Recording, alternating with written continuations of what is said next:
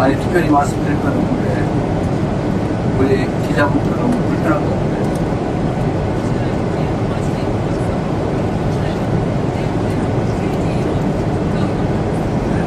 불편하지 않으세요? 좀 기자 좀 넓게 해주겠습니다.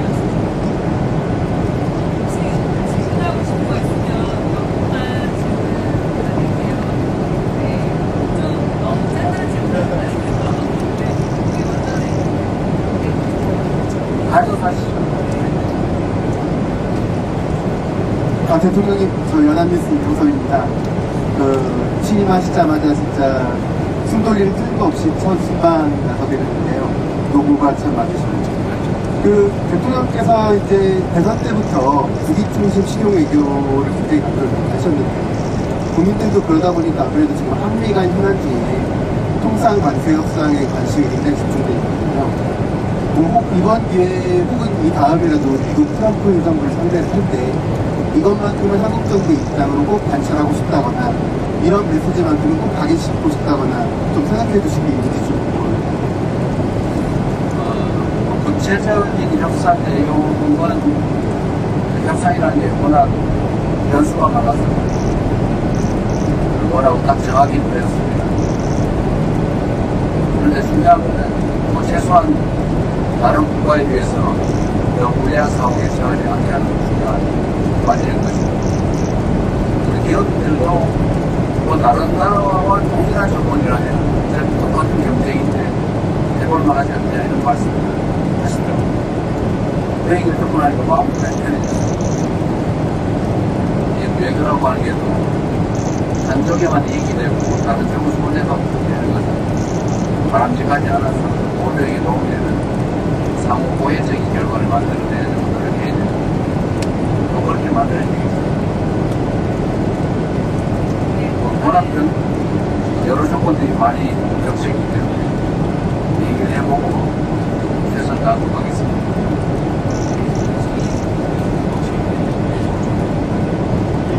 예정이 없는 인터뷰입니다. 네, 앞서가는데. 예, SBS 강청환 기자라고 합니다. 지금 아직 가고 있는데 이런 질문들에서 죄송한데 다녀오셔서 국내 현안이 산적해 있잖아요. 그래서 두 가지 질문을 드리고 싶은데, 하나는 지금 김인덕 총리 후보자랑 이한주 국정기획위원장 같은 경우에 신상 관련 의혹 문제가 계속 불거지고 있는데 여기에 대해서 대통령께서 어떻게 생각하시는지 궁금하고요. 그리고 이제 다녀오셔서 추경 관련 국무회의가 예정되어 있는데 지금 보편지급이다, 선별지급이다, 아니면 보편지급에도 차등 지원이다, 이런 다양한 얘기가 나오고 있는데 어떻게 생각하시는지 궁금합니다. 일단은 추경 편성 관련해서는 여러 의견이 있습니다. 그러나 다만 이게 소득 지원 정책이냐 아니면 소비 진작 정책이냐 그 성격에 따라서 만약에 소비 진작 정책, 경기 정책의 측면이 강하다면 세금을 더 많이 낸 사람한테 혜택을 주지 않는 것은 오히려 바람직하지 않은 역차별이라는 입장입니다. 소득 지원 정책이 아닌 소비 진작 정책 신경만 있다면 저는 공평하게 함께 당연히 맞다라고 생각합니다. 또 한편으로 보면 지금 서민 살림이 너무 어렵기 때문에 소득 지원 정책의 측면이 없는 건 아니어서 소득 지원 정책의 측면을 강조하면 당연히 어려운 사람에게 더 많이 지원해 되겠다. 또 한 가지는 이런 것도 있죠. 이게 소비 진작 정책이라고 하더라도 저소득층의 소비 성향이 높기 때문에 저소득층에 지원하는 게 오히려 소비 진작에 더 도움되는 측면이 있습니다. 고소득층에게 지원을 하면 기존 소비를 대체할 가능성이 많죠. 그래서 저소득층이 기존 소비를 대체하는 게 아니라 새로운 소비가 될 가능성이 높습니다. 이 두 가지 측면을 모두 고려해야 되는데, 그래서 일단은 두 가지를 좀 선도하는 게 어떻겠냐 그런 생각을 가지고 있는데, 재정당국의 안을 좀 보고 또 당정해도 돼야 되니까 그 조정 가지고 좀 살펴보도록 하겠습니다. 또 한 가지 곤란한 질문 하시면 일단 총리후보의 문제는 청문회 과정이 있으니까 제가 본인에게도 어떻게 될지 물어봤는데 본인으로서는 뭐 충분히 다 설명할 수 있는 예를 들면 그냥 그거에 물어봤다고 말씀하고 계셔서 이 청문회 과정에서 충분히 다 설명할 수 있을 거라고 생각합니다. 이한주 기획위원장은 사실 뭐 공직자가 아니라 일종의 자원봉사인데 그러나 그것도 역시 공직의 성격이 없진 않으니까 검증하는 것은 불가피할 거라고 생각됩니다. 그 역시도 충분히 설명할 수 있다고 하니까 본인의 설명을 더 들어보도록 하겠습니다.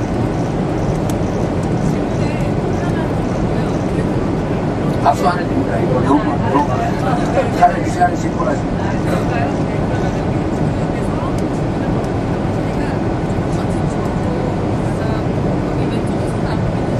여기 전에 광수대에다가 돌아오신 새로 광수대에다가 돌아오신 조금만 기회를 주십니다. 아직 안 왔어요. 대외신문 김영상이라고 합니다. G7 정상회의 관련해서 여쭤보고 싶은데 취임 2주도 안 되어 가심으로 결정하신 배경을 대통령님 직접 말씀을 듣고 싶고요. 그 다음에 후보 시절에 G7 플러스에 대한 말씀을 하셨는데 혹시 그것도 좀 두고 결정을 하신 건지 궁금합니다.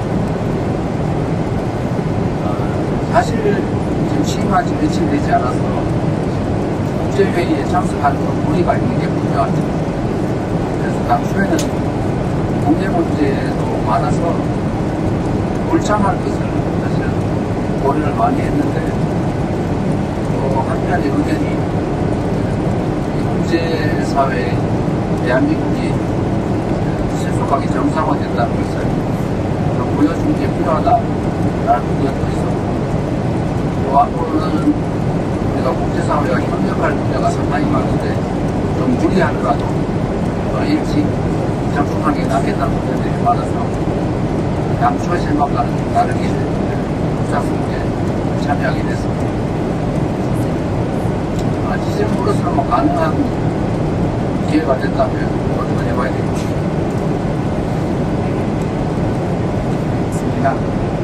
지난해 비상계엄 이후에 미국, 유럽, 일본들이 다 한국의 민주주의에 우려를 표했고요. 영국 같은 경우에는 여행 조치, 여행 검거 조치를 수정을 요구하기로 했습니다. 이번에 정상외교에 제가 하는 게 의미가 있다고 생각되는데요.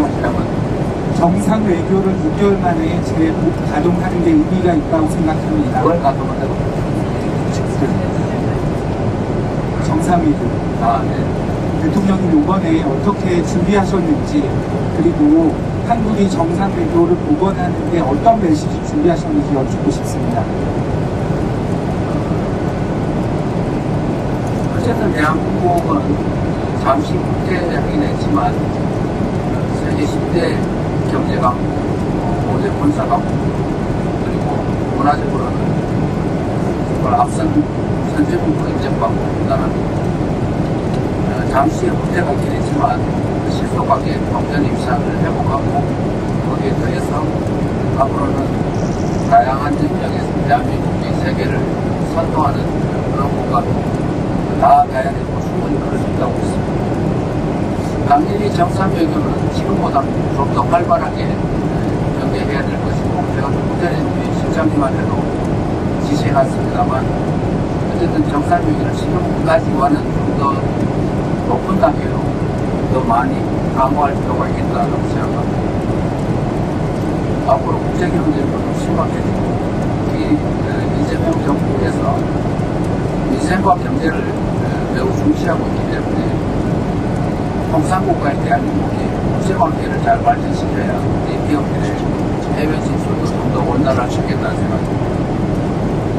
경제연구 확장이라는 측면에서 지역적으로도 연구 확장이 되지만 내용으로도 보면 문화산업이라든지 또 새로운 산업 영역의 국제적인 협력을 강화할 필요가 있겠다. 그래서 앞으로는 지금까지는 좀 더 높은 단계로 경상민을 포함해서 국제 협력을 강화할 수 있는 오히려 이 비중을 점점 높여야 되지 않을까 그렇게 생각하고 있습니다.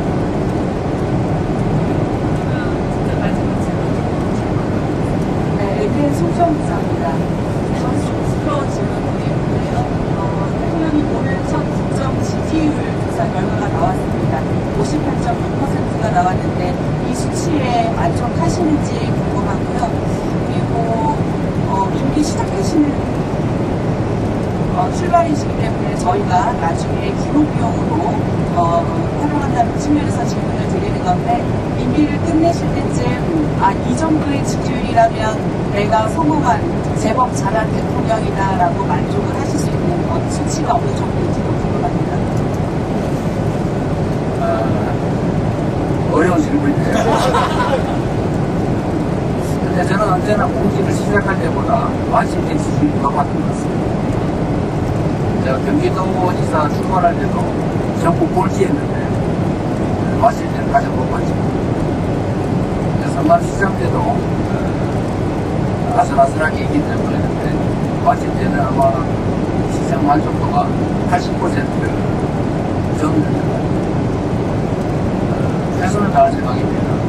그리고 그게 외양이나 이미지가 아니라 우리 국민들의 실질적인 삶이 개선되고 대한민국을 단단히도 거듭업됐다라고 생각할 수 있도록 최선을 다할 생각입니다. 목표치를 정하는 건비입니다. 출발 때보다는 마실 때 더 높아졌을 거라는 기대를 가지고 있습니다. 그렇게 되도록 최선을 다할 생각입니다. 평가야 결국은 결과로 국민들이 하게 되지 않을까 그렇게 생각합니다.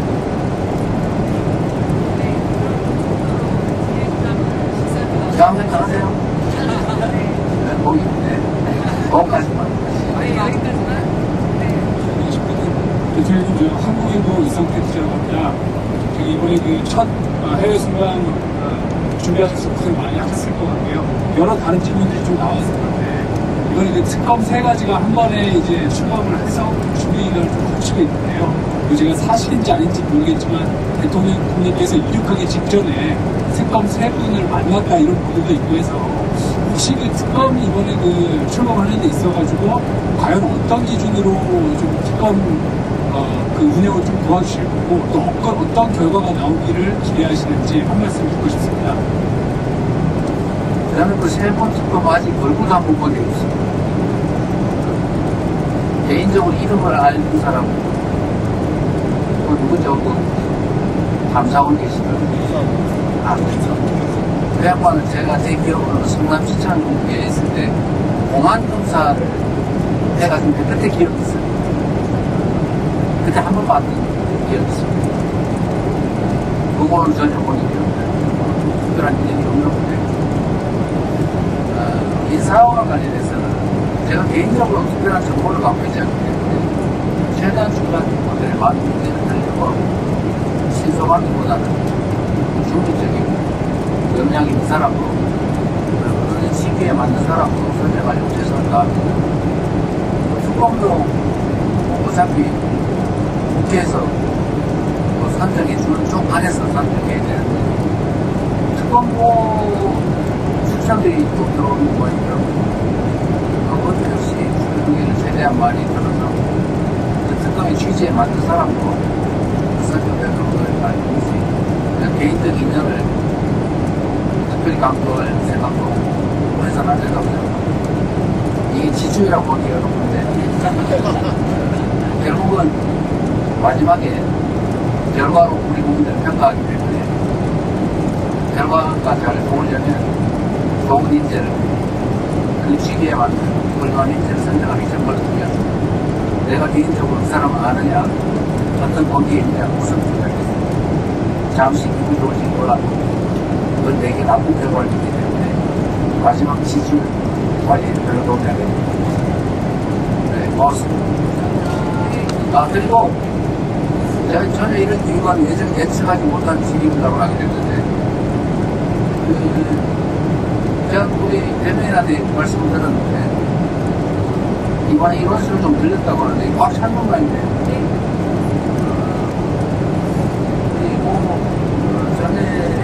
주장을 이랬다고.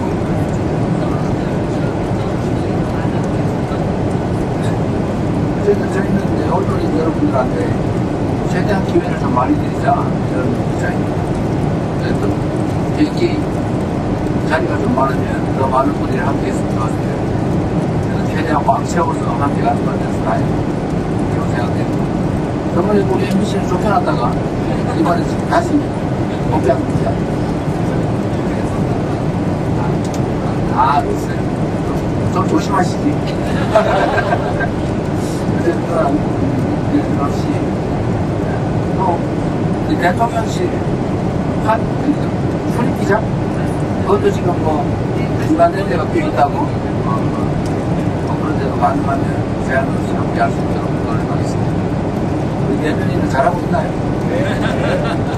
대답을 들어보니까 그러거든요. 필요한 게 있으면 우리 대변인 다 따라셔가지고 하도록 하겠습니다. 그리고 꽤 제가 최근에 말씀을 듣기로는 소통이 잘안되는 꽤 불만이라고 얘기가 있는데 아닌가요? 괜찮아요? 아닐 것 같아요. 정서 아마 초기라서 시스템이 잘 안 맞춰진 바람에 조금 이게 소통에 문제가 있는 것 같습니다. 좀 바쁘다 보니까 그래서 나중에 말인데 우리 부대변인들 때문에 따라왔나요? 인원수 때문에 대변인 와오고요.